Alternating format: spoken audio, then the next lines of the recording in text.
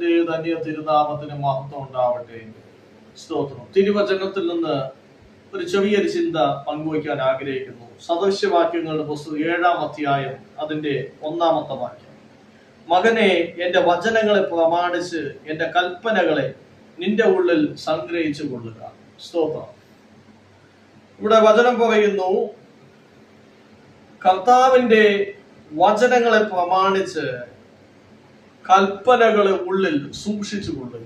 നിശ്ചയമായിട്ടും വചനങ്ങളെ പ്രമാണിച്ച് കൽപ്പനകളെ ഹൃദയത്തിൽ സൂക്ഷിക്കുമെങ്കിൽ നിന്റെ ജീവിതത്തിൽ ആഞ്ഞടിക്കുന്ന എത്ര വലിയ തിരമാലകൾ പോലുള്ള പ്രതിസന്ധികൾ കടന്നു വന്നാലും, വെല്ലുവിളികളും പ്രലോഭനങ്ങളും അവയെ ബുദ്ധിമുട്ടുകളും വേദനകൾ കടന്നു വന്നാലും അതിന്റെ നടുവിൽ നിനക്ക് പിടിച്ചു നിൽക്കുവാൻ കഴിയും. കാര്യം, നിന്റെ അകത്തിരിക്കുന്ന ദൈവത്തിന്റെ വചനം ജീവനുള്ള ദൈവത്തിന്റെ വചനമാണ്. ഈ ജീവനുള്ള ദൈവത്തിന്റെ വചനം നിന്നെ ഇതിന്റെ നടുവിൽ പിടിച്ചു നിർത്തുക തന്നെ ചെയ്യും.